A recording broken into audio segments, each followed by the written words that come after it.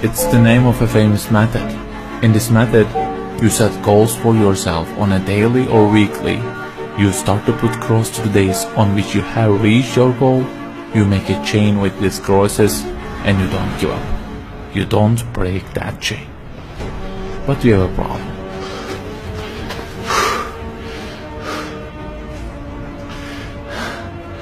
Personal development specialists say that we should have goals. You know, they say like, don't sleep more than 6 hours, learn a language, finish a book every week, don't stop, always run, don't give up on your dream, don't break the chain. Okay, I don't object to them. I also have a table and put crosses on it every day and go after many goals, no problem. But you know what? They don't talk about the most important part of it.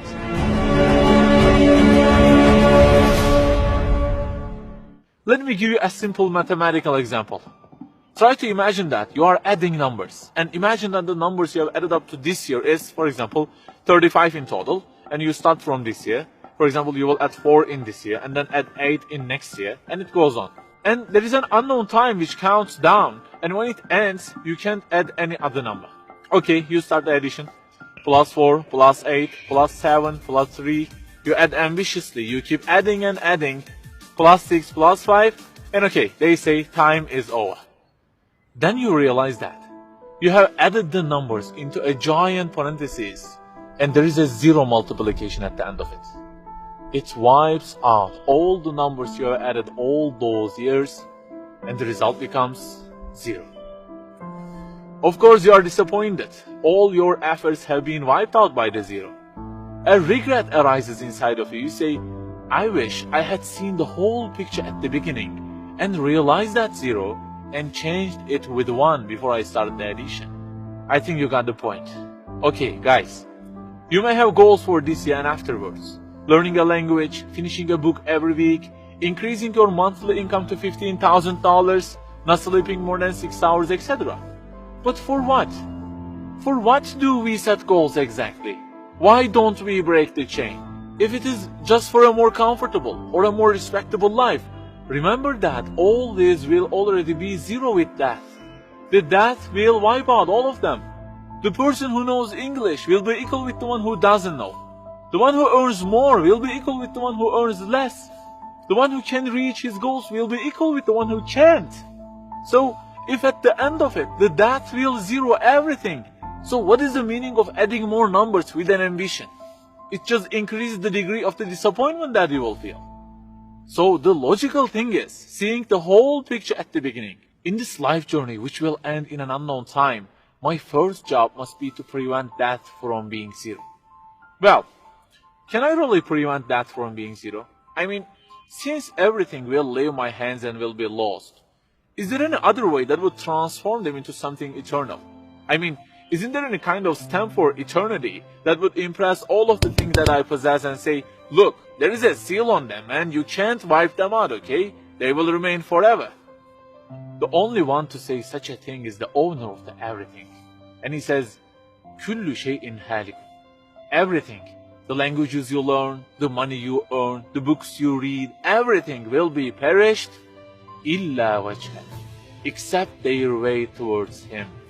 So the creator of our life says, if your intention is towards Allah, if the thing you do is for His acceptance, it won't disappear, it will be transformed into eternity in paradise. So learning a language, finishing a book every week, being rich, everything, if they are towards Him and for His sake, eternity stamp being pressed on them.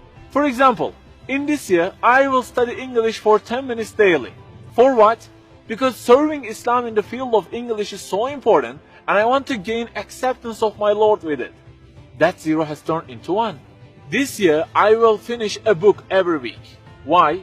Because this is the way of being a more sophisticated person and serving Islam better, and Allah who is eternal will be pleased with it.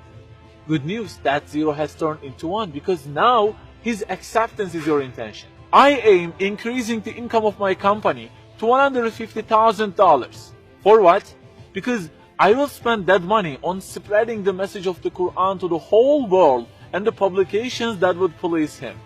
you have exterminated the zero because now your goal is towards him. We add and add like this through our lives and they don't end with death. People who seek Allah's sake in their actions kill their death. Death cannot zero their additions. If the thing we do is for his acceptance, it is not mortal. You may say, I don't really love him that much and maybe I don't really believe in him that much either. So how can I do everything for his sake? I don't even know who he is. My brother or sister, that's the problem. You don't even know who he is. And actually it is our first job in this life. Recognizing him, that's the first step. The more you recognize him, the more you love him. And the more you love him, the more you seek his sake in your actions. So learn about him. Who made you? What does he want? Why does he give you such a billion things in each day? Read, find out. Turning the zero into one is a lifelong process. Start at the point that you are missing and try to fix it. Like the specialists say, don't break the chain, but keep the chain to gain his acceptance. Run, but run to be eternal. An unknown time counts down, and before starting to add the numbers, the first thing you have to do is to remove that zero. Otherwise, everything you added will be wiped out.